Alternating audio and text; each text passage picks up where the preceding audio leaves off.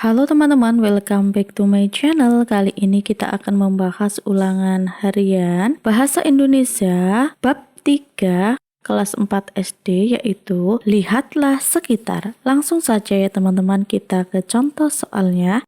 Nomor 1, perhatikan gambar berikut. Nah, di sini ada 1, 2, 3, 4 gambar rambu lalu lintas teman-teman. Petunjuk tempat untuk menyeberang jalan ditunjukkan oleh nomor titik-titik. Kita lihat dari yang nomor 1, itu adalah dilarang melintas ya teman-teman. Kemudian yang kedua itu tanda peringatan bahwa jalan licin. Kemudian yang ketiga itu adalah menunjukkan adanya zebra cross. Dan yang keempat menunjukkan tempat titik berkumpul. Nah, jadi teman-teman, kalau orang menyeberang jalan itu kan lewat zebra cross. Jadi, petunjuk tempat menyeberang jalan ditunjukkan oleh nomor 3 ya, yaitu zebra cross. Jawabannya adalah yang C. Kita lanjut soal nomor 2, perhatikan gambar berikut. Nah, di sini ada salah satu rambu lalu lintas berupa petunjuk adanya suatu tempat. Nah, berikut ini pernyataan yang sesuai dengan gambar rambu di atas adalah titik-titik. A. Petunjuk adanya terminal. Salah ya. B. Petunjuk adanya pom bensin. Ya, ini tepat ya. Sudah langsung ketemu jawabannya yang B. Kita lanjut soal nomor 3. Berikut ini yang merupakan rambu-rambu petunjuk adalah titik-titik. Kita lihat yang A. Ini adalah rambu peringatan bahwa jalan licin ya teman-teman. Kemudian yang B itu petunjuk bahwa ada rumah sakit. Yang C itu larangan ya, dilarang masuk ya.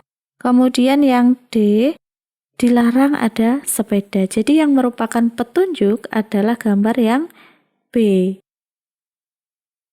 Kita lanjut soal nomor 4. Rudi membunyikan bel sepedanya, Bang Tanto membunyikan titik-titik sepeda motornya.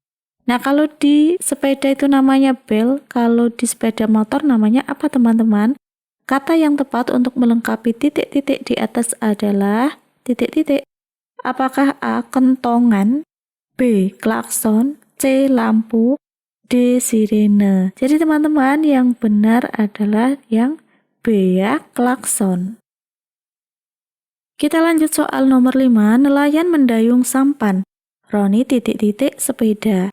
Kata yang tepat untuk melengkapi titik-titik di atas adalah titik-titik. A. Memutar, B. Memukul, C. Mengayuh, D. Mencabut. Nah teman-teman, kalau sepeda itu dikayuh ya, berarti ini jawabannya adalah Roni mengayuh sepeda yang C. Kita lanjut nomor 6. Jika lampu titik-titik menyala merah, maka kendaraan harus berhenti. Nah ini kalau lagi di jalan raya, lampu apanya yang menyala merah? Kata yang tepat untuk melengkapi titik-titik di atas adalah A. Lampu merah, B.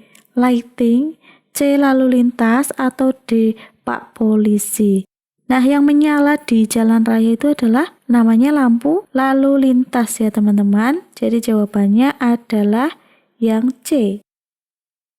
Kita lanjut soal nomor 7, perhatikan tabel berikut. Nah, di sini ada ciri-ciri paragraf ya teman-teman.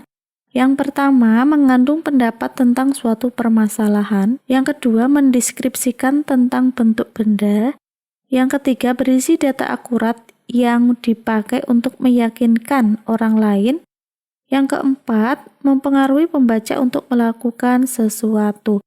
Yang termasuk ciri-ciri paragraf argumentasi yaitu nomor titik-titik. Kita lihat bahwa paragraf argumentasi itu biasanya mengandung pendapat tentang suatu permasalahan, suatu kejadian, suatu peristiwa seperti itu. Jadi yang pertama adalah nomor 1. Kemudian bahwa paragraf argumentasi itu berisi data yang akurat.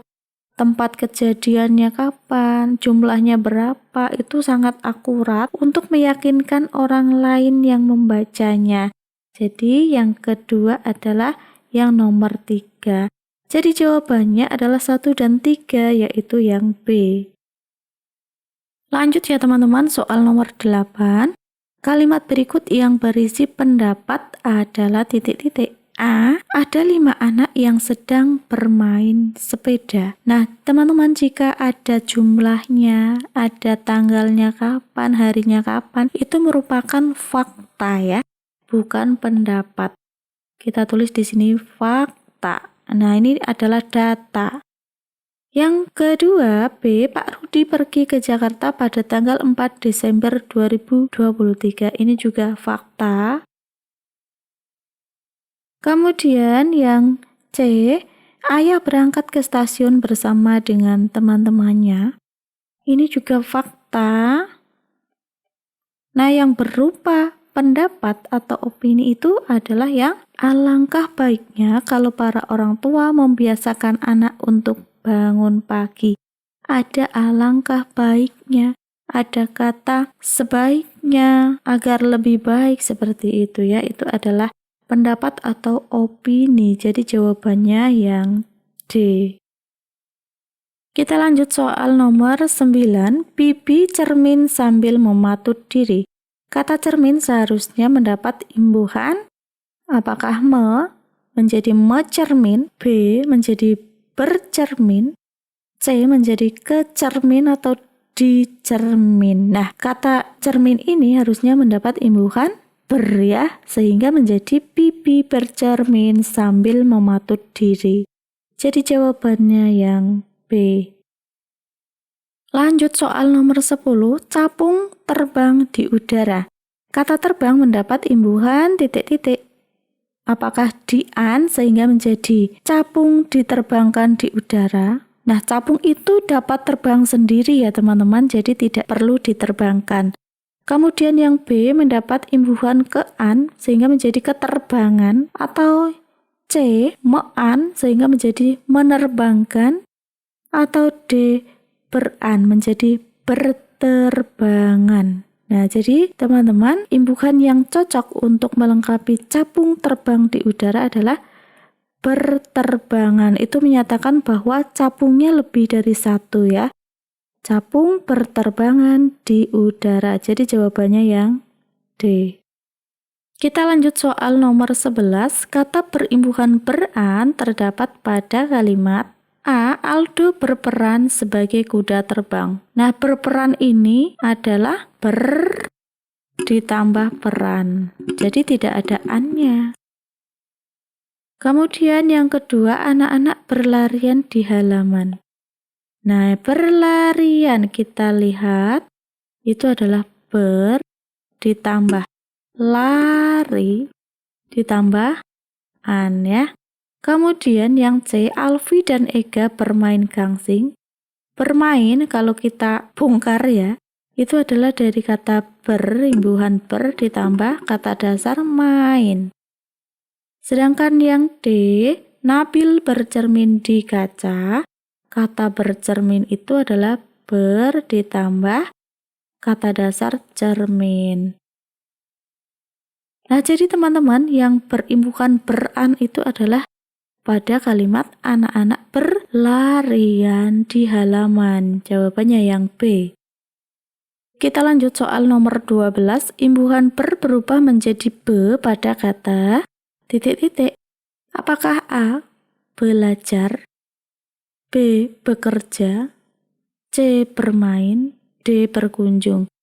Kalau pada kata berkunjung itu tetap, bermain juga tetap. Nah, pada kata belajar ini khusus berubah menjadi bel ya.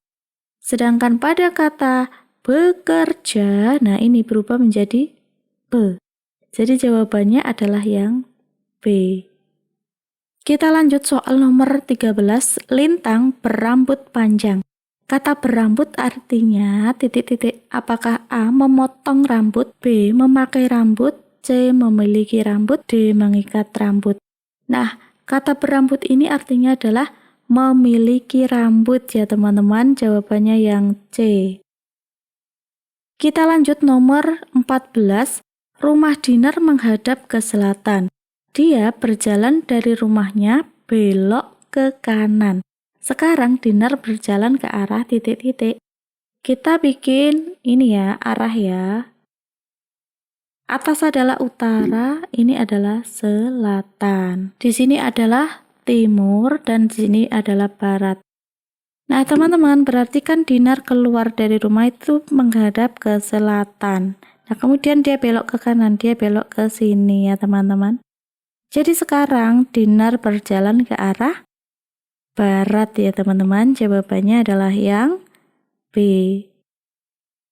Lanjut ya, teman-teman, soal nomor 15. Perhatikan gambar berikut. Nah, di sini ada sebuah denah rumah ya, teman-teman. Perjalanan yang ditempuh Cici dari rumah sampai ke bank yaitu, kita lihat di sini adalah rumah Cici ada di Jalan Nanas. Kemudian dia akan menuju ke bank. Maka perjalanan Cici yang mana? A. Berjalan lurus ke timur lalu belok ke kanan. Kemudian berjalan lurus ke selatan. Dari sini ya. Kemudian ini ke timur. Kemudian belok ke kanan. Nah, ketemulah bank. Atau yang B, berjalan lurus ke timur belok ke kiri. Kalau belok ke kiri, dia di perempatan ini akan ke sana, ke utara ya. Jadi tidak tepat. Atau C, berjalan lurus ke timur lalu belok ke kanan, kemudian berjalan lurus ke utara. Tidak ke utara tapi ke selatan ya, teman-teman.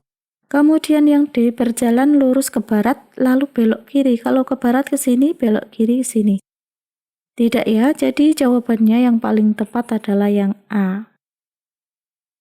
Cici berjalan lurus ke timur sampai di perempatan, belok kanan, ketemulah bank. Oke? Nah, demikian ya teman-teman pembahasan kali ini, semoga bermanfaat. Jangan lupa klik like, share, and subscribe. Terima kasih.